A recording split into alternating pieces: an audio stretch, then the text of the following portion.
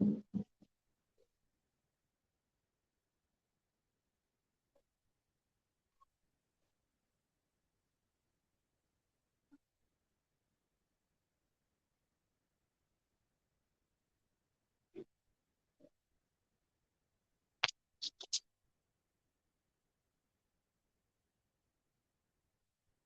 evening, everyone. Can you see my screen? Yes, sir. Yes, sir. Okay, thank you. So, before we start with divestment, yesterday we had discussed about the meaning of turnaround strategy as well as the 5 steps which are involved in turnaround strategy that we had discussed in the yesterday's session, as well as we had discussed about retrenchment strategies. So, if you have any doubt related to retrenchment strategy or turnaround strategy, please go ahead. You can unmute and ask question, or then we will move on to today's topic, which is divestment.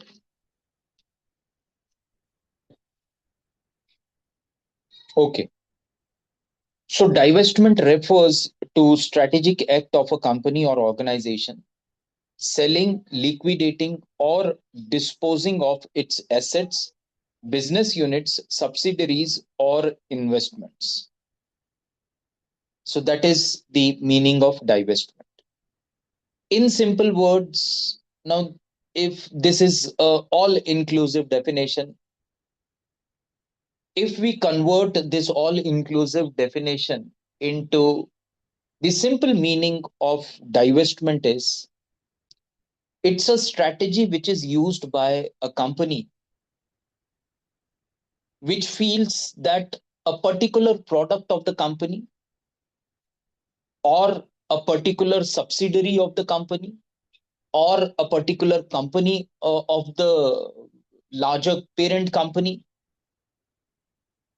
is not performing, and it is under loss for, say, 2 years, 3 years, or 4 years, and company has implemented all these strategies to revive that particular branch, that particular product, that particular subsidiary of the company, but still they are unable to revive it. At that particular time, company feels that we should now stop investing in that particular product or subsidiary or operation, and the amount which we will be saving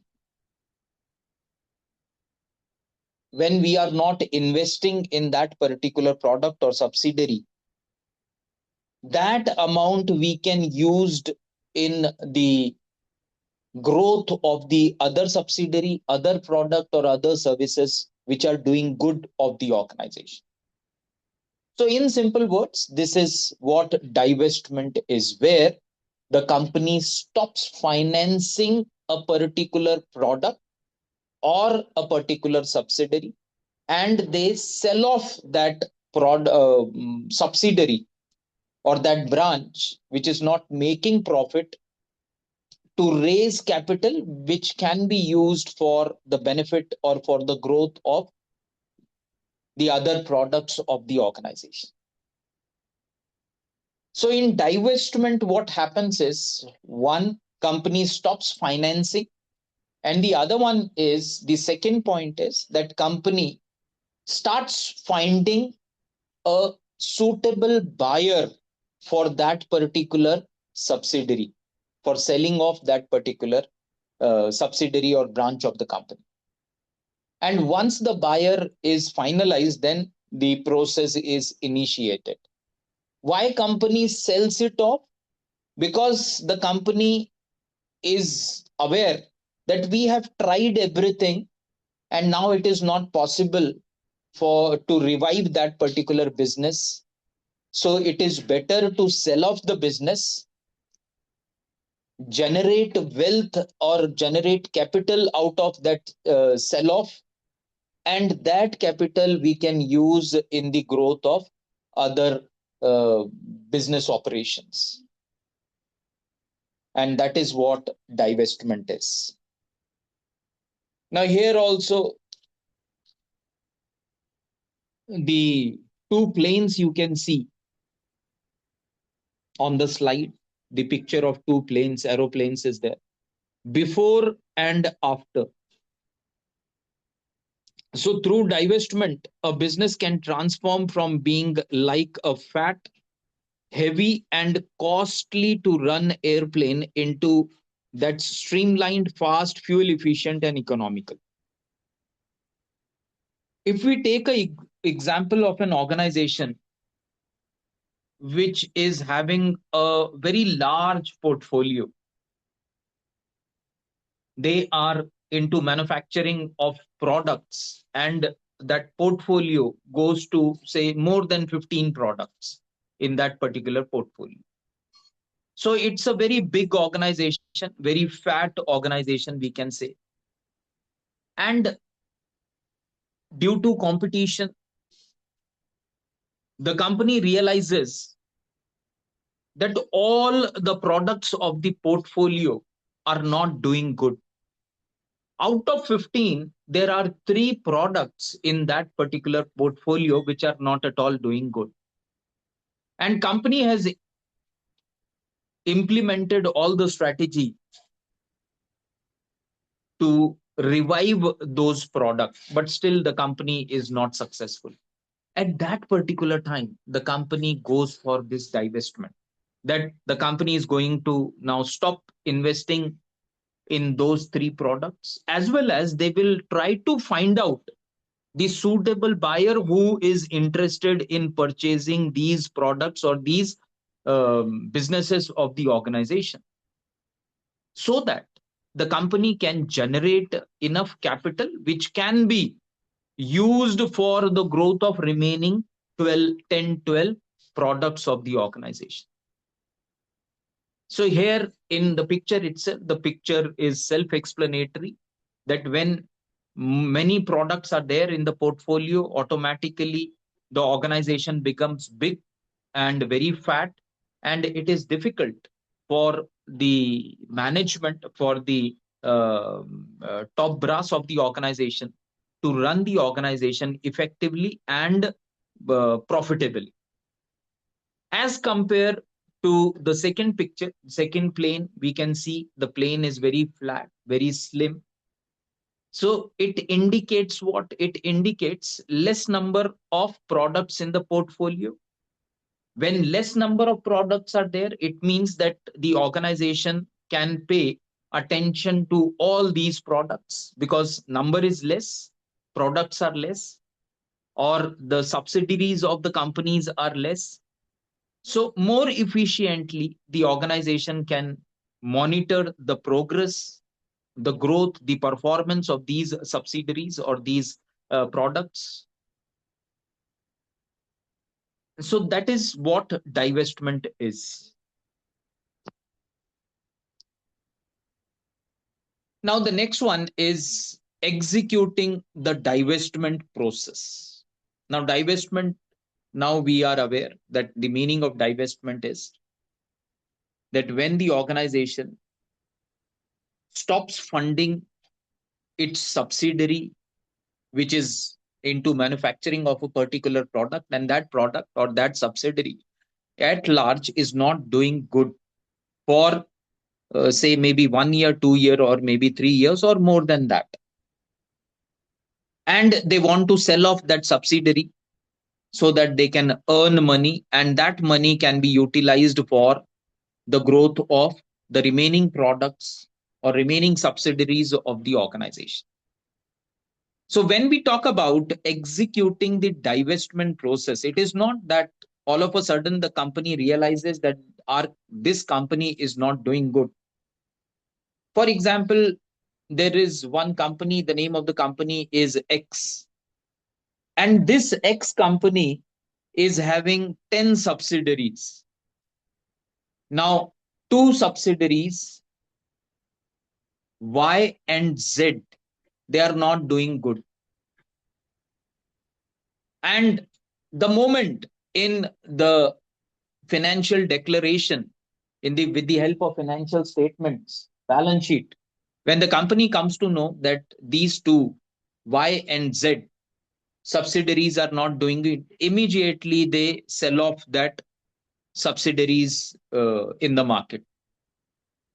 So that is not the exact process. So for the divestment also, there is a process which is to be followed by the organization. Now, what is that process that we will be discussing one by one? So the first point under execution of divestment process is prepare the divestment documentation. Now, under this, you need to finalize that which subsidiary of the company you are planning to go for divestment, you are planning to sell off. And in that document, you should mention that why you want to go for divestment strategy for that particular subsidiary.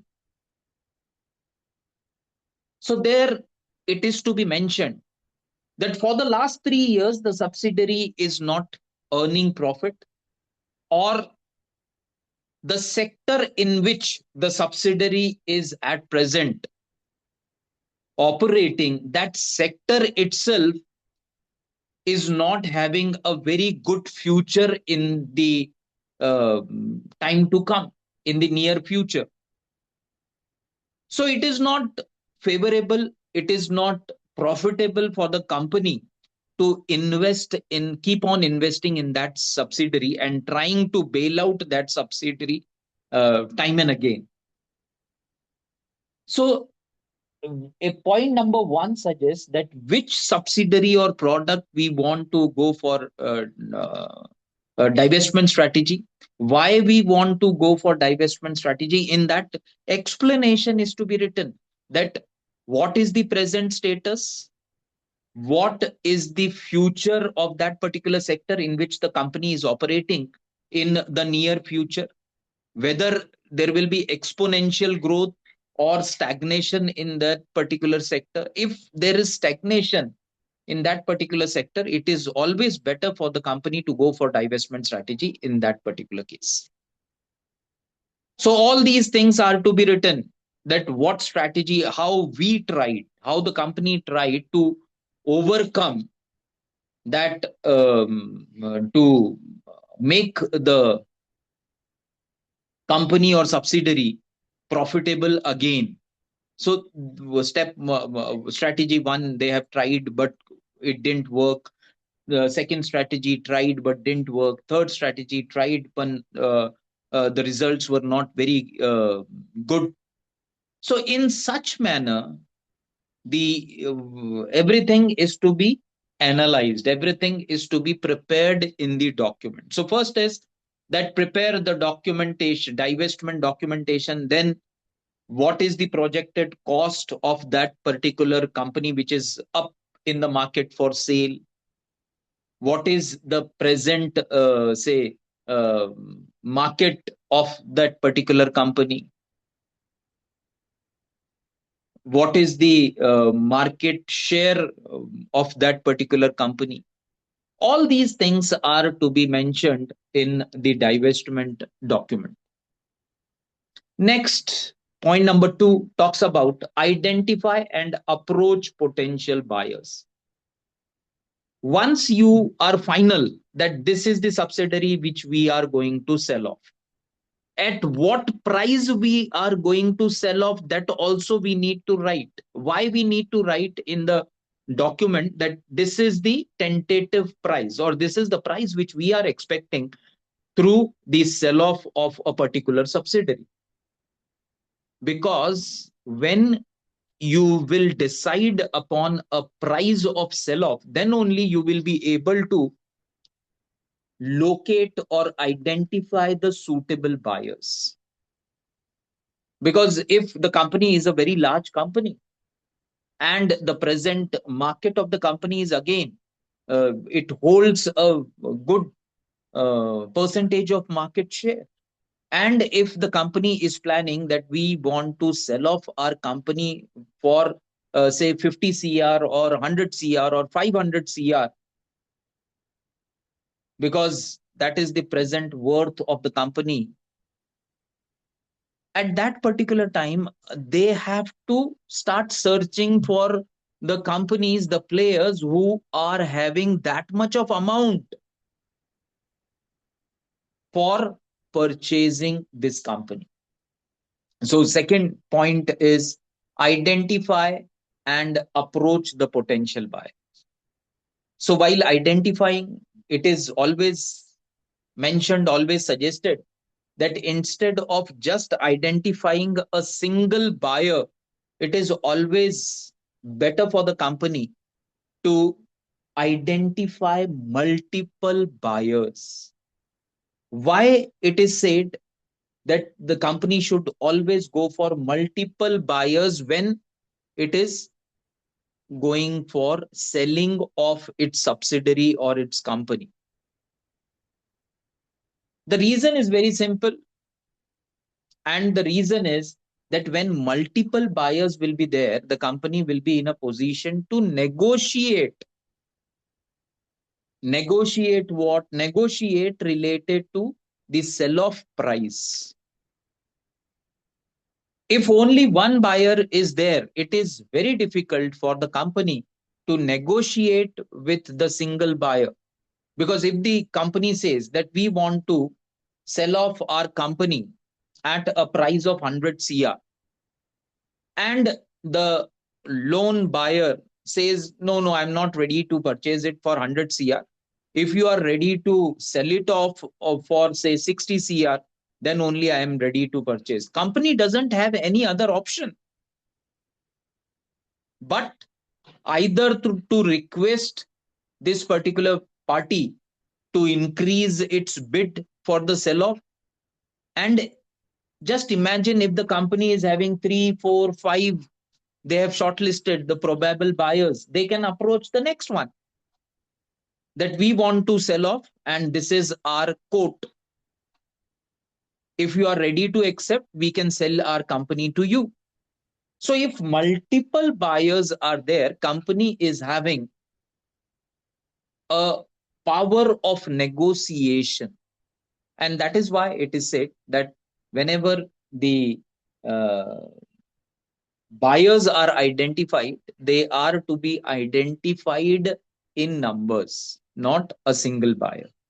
And once the company has finalized that out of 5, we will be approaching initial, with the help of initial talks, initial negotiation, company has finalized that we will be going for the party, which is the name of the party is D. So the company will then start approaching the D party. Next one is conduct due diligence. Conduct due diligence means, now due diligence, the in simple words, the meaning of due diligence is whenever we are doing anything, we should do it with a proper, say, planning, or properly. We should apply our brains, in simple words, if we say that if, for example, if I am doing, I have, say, um, a, a shop, and where I sell, in my shop, I sell dairy products. Dairy products. Now, for dairy products, I have to have at least 2, 3, 4 fridge. Normal, say, single door fridge, double door, or the larger deep freezers. Because the type of business which I am running, I have to have this. I cannot say that, okay, only one single door refrigerator will suffice. I will put everything inside, and the remaining I will keep it on the shelf and nothing is going to happen. That is not due diligence. Due diligence is that when we are applying our brain, when we are carefully thinking before taking a decision or before implementing a particular decision, when we are discussing, when we are analyzing plus of a particular decision which we will be taking, and minuses of the decision which we are going to take. If more plus are there, then we can expect good results. And if we, while analyzing, we find that more minuses are coming, it means that the decisions are not going to give good results. So, due diligence we need to maintain or we need to conduct. That means when we are execution, the we have finalized the party, and now we are negotiating with the party, or we are finalizing the contract with the party for the divestment strategy. At that particular time, we need to conduct due diligence. So we have to apply our brain, we have to think scientifically, we have to think of plus and minuses. Next is negotiate and finalize the deal. So once all the analysis is done, then negotiate finally and conduct and complete the deal or sign the deal. Next one, communicate divestment internally and externally. Internally to whom? Internally to the employees of the organization. Externally to whom? Externally to the external stakeholders of the organization. And who are the external stakeholders? Can be creditors, can be shareholders, can be the government authorities. So they are to be informed that we have finalized a divestment strategy for a particular subsidiary. This is the price of the sell off, and this is the party which will be, say, buying the company, and this is the amount. So that is what communicate the divestment internally and externally. Now, why it is necessary that we should communicate both internally and externally? Again, this will help the organization to clear all the doubts in the minds of the employees of the organization. That for the last 3 years, the company was not making profits. So we decided that it is not possible to revive the company. We identified a party which is ready to purchase the company. We have sold this particular company. You need not worry. All the employees of this particular organization will be adjusted in the other organization of the same company. Now, the moment the company informs the employee in a very clear, transparent, and very, say, um, uniform message or uniform way, there will be no doubt in the minds of the employees. Otherwise, what will happen? People will start thinking, there will be gossips in the organization. Okay, the moment, if I am working as an employee in an organization, and the moment I come to know that my company is planning to sell off my organization, so the moment I hear this news, I think that my future, my job is at stake, my job is uncertain. I start spreading the information to my friends, to my colleagues, that I have heard that our company has decided to sell off this particular plant. So we are not sure that whether we will be there or what will happen to our jobs. Our job is very difficult. It is at stake. And then the that type of gossip will reach to all the employees of the organization. Now, this particular gossip, if it is not controlled effectively, the best performer of the organization, whom the organization had earlier made a plan that once we are through with this deal, we will shift all these best performer to the other organization, other branch of our company. Now these people, if they are not given clear information at the earliest, they may decide or they may leave the company to avoid this uncertain situation. And that's the reason it is always suggested that whenever the company is going for taking, whenever the company wants to take any important decision or is taking any important decision, the company should keep everyone in the loop, that why we are taking this decision, what are the advantages of the decision, and how you are going to be benefited with this decision.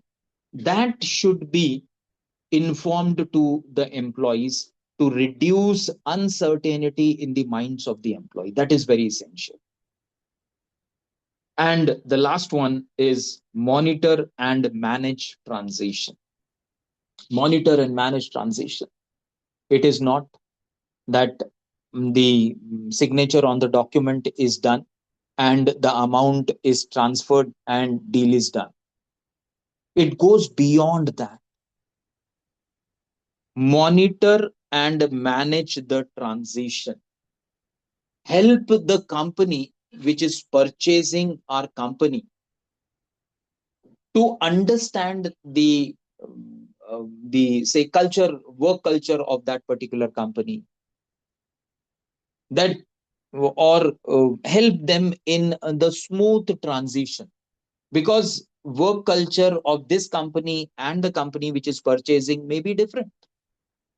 And if people are shifted to that new company, suddenly they may not be very say it will not be very easy for them to adopt the new culture.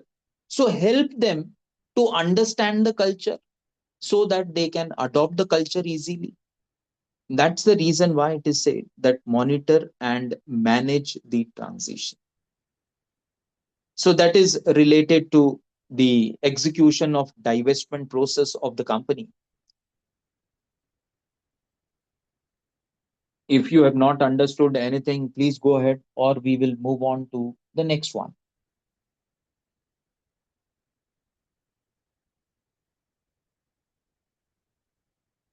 Am I audible? Yes, sir. Okay, okay, thank you.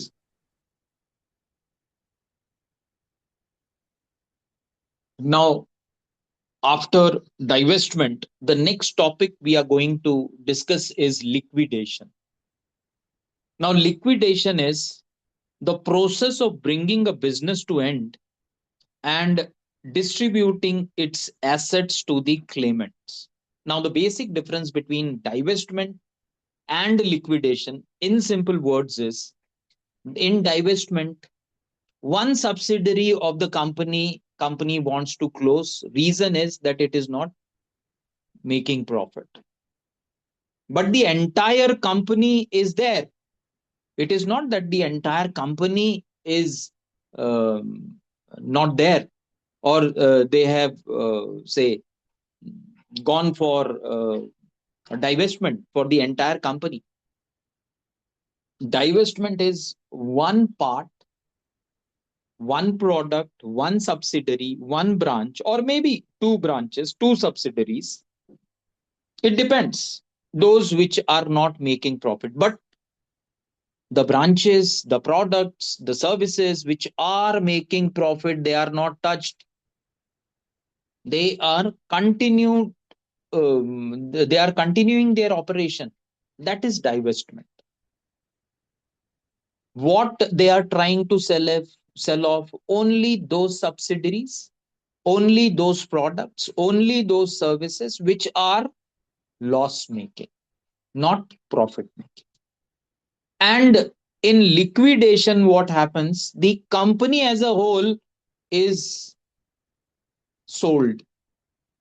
Now the company is closing the business, they sell off the business, and whatever they are getting, that amount is shared with all the claimants. Claimants means people who were having claims of that my money is still pending with the company. For example, suppliers, for example, creditors, for example, employees of the organization who are not paid. All these people, they come under that claimants. So that is liquidation. If we talk about the examples for liquidation, now examples for liquidation, first we will talk about divestment. Now Marico industry, everyone is aware of. The company, the most say their profit making product is coconut hair oil, parachute coconut hair oil. We all are aware that is a product of Marico industry. Now Marico industry, they increased their portfolio after tasting success of the product. They increased their brand. That included not only the um, hair care, but they that included skin care, and that included the edible oils also, and that included one company which is called as Kaya Clinic or Kaya Skin Clinic. Now Kaya Skin Clinic was that subsidiary of the Marico industry, which was advertising or which was marketing their, say, beauty products. So after some years, the company, that is Marico, they realized that this Kaya is not doing good, and we are investing too much of money in maintaining this particular subsidiary, that is Kaya Skincare Clinic. Enough we are investing, and in return we are not getting anything in return. So the company thought that instead of investing in a company which is not giving us in return, it will be better if we sell off this particular subsidiary, Kaya Skin Clinic, and we say generate capital with that sell off, and that capital we can use in promoting or in the growth of our core products like hair care products, like skin care products, or like edible oils. And they did it. So the entire Marico industry was there. It was not sold. What was sold is that one subsidiary was sold. So that is the example for divestment. Now, if we take the example for liquidation, now in liquidation, what happens is the complete business is sold off. The complete business is closed. Now, the if we talk about the business, telecom business, number of players were there. Now we do not see those players. So they had gone for liquidation. Now, many major players were there. One of the major player which we do not find is Tata Docomo. Tata, everyone, we are aware that it is an Indian company which entered into telecommunication. They entered into a joint venture into an agreement with the Japanese telecommunication major Docomo, and that is why the name was Tata Docomo. Later on, because of some disputes in both the companies or both the partners, and when the after investing so heavily also, when the company was not yielding good results, the Tata group of companies, as well as their joint venture partner Docomo, they decided that we are going to close this business and we will go for liquidating this business or go for liquidation. So liquidation is that complete, they stopped, they sold off their entire business, and that is the example for liquidation. So liquidation is the process of bringing a business to an end. So their telecom business came to an end, and distributing its asset to the claimants. Claimants, I have already told you that claimants can be employees whose salaries are not still remaining. The another example, if we can take, is related to another very famous case of Kingfisher Airline. Now, everyone is aware of Kingfisher Airline. Is Was a airline which was owned by Vijay Mallya. There is a case. There is a case study on Kingfisher Airlines, that how earlier the Kingfisher Airlines was one of the top airline of the country, but later on, because of various reasons, how that company became a loss making entity for the Kingfisher company or Kingfisher group, or the parent group of Kingfisher. Most of you might be aware of it is United Breweries.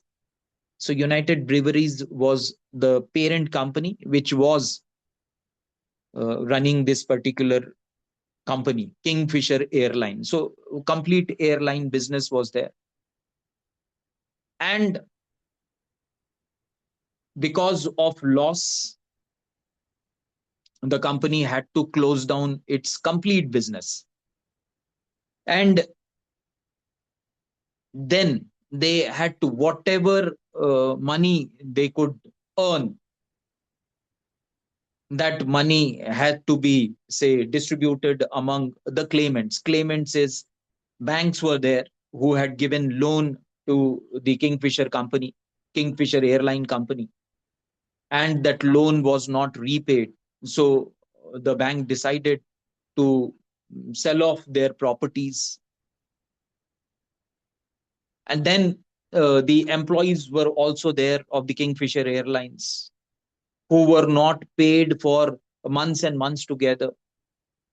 So their salary was also to be paid. So the court decided that the property of the company, which is owned by the company, is to be sold off, and then the bank can recover their loan, as well as the remaining amount can be adjusted in fulfilling or in providing the salary of the employees of Kingfisher. So when the entire business of a company is stopped, is closed, it is called as liquidation. Now, like the process of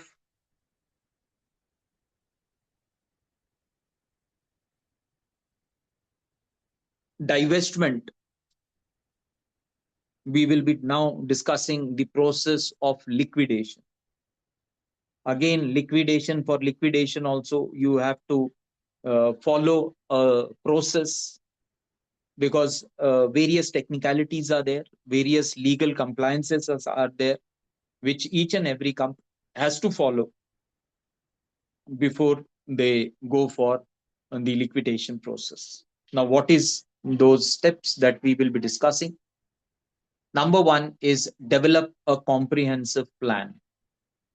Comprehensive plan, we need to name the company which we want to go for liquidation, then explanation why we want to go for liquidation, what we have tried to revive the fortune of the company, everything we need to mention. Then the in comprehensive plan, how we are planning to find the buyers for the company, how we are going to settle the outstanding loans of the company which are there with the suppliers, with the creditors, or if the employees are also not paid salary, how these salaries are going to be adjusted. So all these things are to be mentioned in the plan.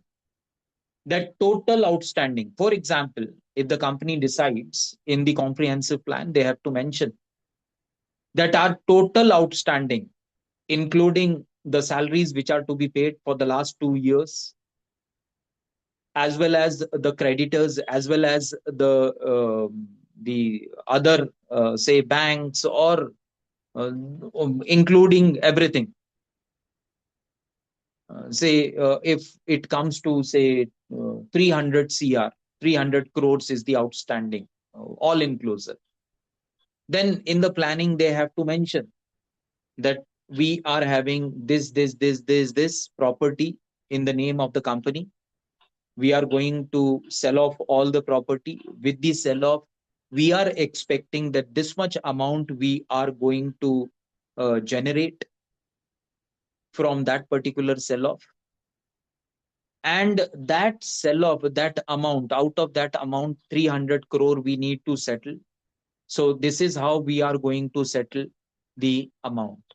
So 200 cr we will be say depositing in bank, and we will clear our outstanding loans, and the remaining 100 crore we are going to say adjust in the paying the salary, provident fund, gratuity, incentives, bonus, all the outstanding in terms of salary or other benefits among the employees. So all these things are to in the liquidation process of the company. So that is the first thing. Second is prioritize financial obligation. Now, three things, everything they have mentioned, that how we are going to generate the amount with the help of selling of the property of the company.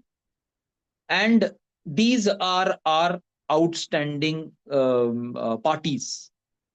Outstanding parties means whom we need to repay the amount. So that is mentioned in the comprehensive plan. Now, point number 2 says that prioritize financial obligation. That when you will be, for example, if the company is expecting that they will be, will be able to make, say, 400 CR. From 400 CR, they have to, uh, give for settling all the claims of all the claimants, 300 CR. But if the company is going to initially, they will receive the in the first month they will receive say 100 CR. After 2 months they will receive again 100 CR from the person who will be purchasing the company or property. Then 6 months they will be receiving the remaining 200 CR. So in this they have to in the second point they have to prioritize that when we are going to receive the first installment, what is our first priority? Whether we are going to clear the outstanding of our employees, or we are planning to clear the say some part of the loan of which we had taken from the bank. So what is our first priority, and what is our second, and what is our third, that we need to prioritize in step number 2 or process number 2. Now, the third step or third process talks about communicate with the stakeholders. So, whatever our priorities are, we need to, the company shall communicate it with the stakeholders. So, this is how we are going to distribute the amount to our stakeholders. So, first priority, second priority, third priority. First installment of 100 CR, how we are going to distribute. If 100% we are going to give it to the bank, or so say 70 lakh we will be depositing in bank, or 70% in bank and 30% we will be utilizing for paying the salary, or the other stakeholders, small stakeholders, suppliers may be there, other vendors, small vendors are there who are also having outstanding. So that whatever you have prioritized, that how, that is priority number one, priority number two, three, four, five, six, you have finalized in step number two. In third, communicate with all these stakeholders. Employees should be aware that when we are expecting our outstanding salary, the small suppliers, vendors should be aware or should be informed that when the deal is going to be finalized, after that, how when we are going to receive the our share. So that should be very clear. So that is what communicate with the stakeholders is. Next is manage employee expectation. So employees always expect that whenever the money is going to come with the help of selling of the property of the company or company itself, we should be the first, or we should get at the earliest. That is normal expectation of the employee. So manage the employee expectation. Here, the company has to manage the expectation of the employees, informing the employees by informing them that very soon we will be able to clear all your dues. In with the help, in the first installment we will be carrying your say 60% dues, 70% dues. So please wait, within next month we will completely clear off your dues, so don't worry. So that is managing the employee expectation. And the last one is liquidate asset effectively. Start with the process of liquidation. Start finding the party who is going to purchase the company or the property of the company, and enter into the agreement with that company of liquidation. So that is related to managing the liquidation process. If you have not understood anything, please go ahead, you can unmute and you can ask question.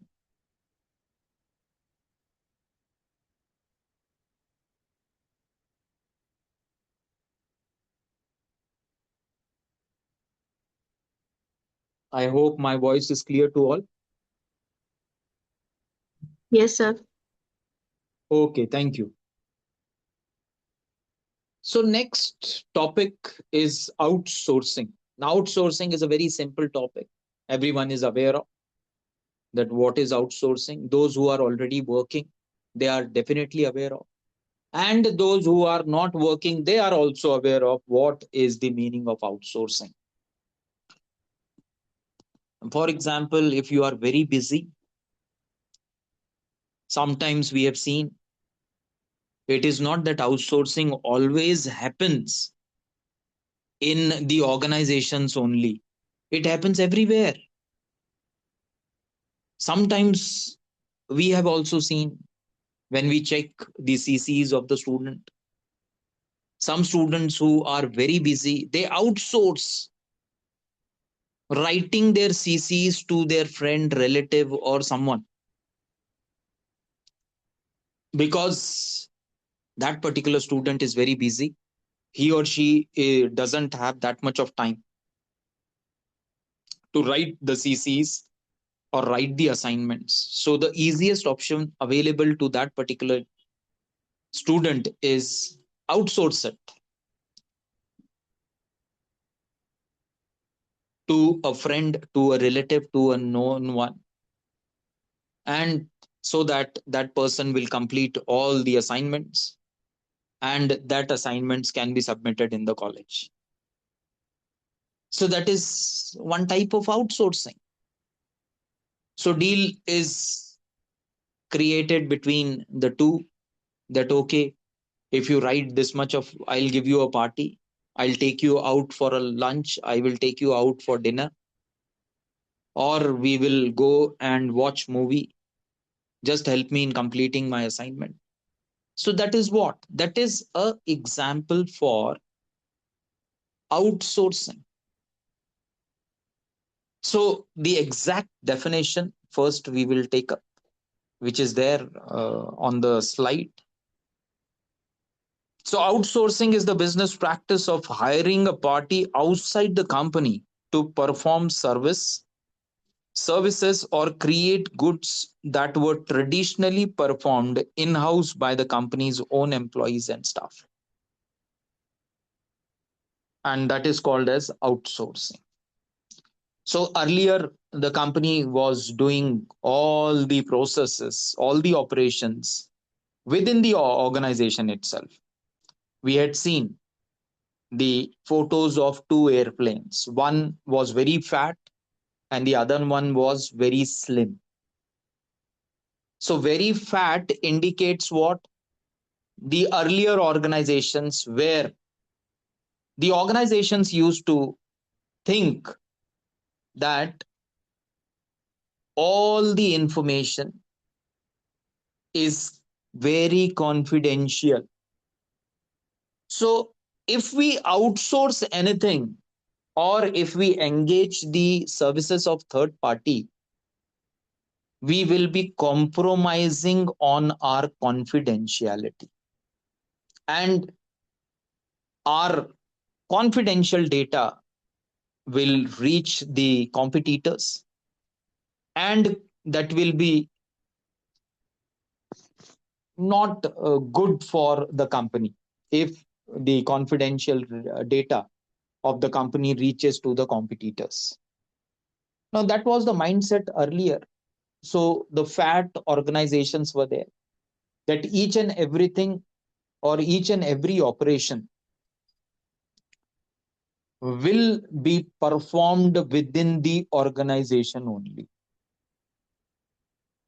Now, for example, if recruitment is there, the HR department of the company is going to take care of the responsibility of doing the recruitment. The same department will be taking the responsibility of training and development. The same department is going to take the responsibility of performance evaluation. The same department is going to take the responsibility of the promotions, transfers, or it is going to handle all these personnel related uh, operations. So everything which is being used, quality check internally, it is going to be created by the organization, or will be done by the organization. So every company used to believe that everything should be done under one organization only. Later on, when we have seen the slim plane, picture of the slim plane, it indicates what? That later on the company realizes that it is not possible for the company to be the best in all the operations which they are performing. And that's the reason now the companies are going for, they are hiring these specialized recruitment agencies, specialized training and development agencies, specialized performance evaluation agencies, specialized marketing agencies, specialized advertisement agencies, specialized logistics and supply chain companies. So now company wants to concentrate on core functions. For example, if in the company there are say 20 functions, now what company does is, out of this 20, which are the functions which can be categorized as core functions of the company? Core functions means the most important functions of the company, and which are not very important. It is not that those functions are not important at all, but they are not as important as these core functions. So out of say 20, if the company decides that 12 are its core functions, 8 are support functions, not very important. They are important, but not very core, not very important. So here the company can decide to outsource these 8 not core functions to the specialized companies. It can be advertising company, managing the say packaging company. It can be the logistic and supply chain company. It can be the marketing company. That we are going to manufacture the product, but we do not have that expertise of marketing the product. So the best option available to us is that engage the services of best marketing company in the country. Approach that company, make an agreement with the company, and then the company is going to manufacture the market the product of the company, and result is going to be good. Why? Because we are getting the services of one of the best marketing company in the country, so we can expect good results. So that is the simple meaning of outsourcing. Now, the best tips for the effective outsourcing we are going to discuss in the next lecture on Monday. So, thank you everyone for being present in today's session.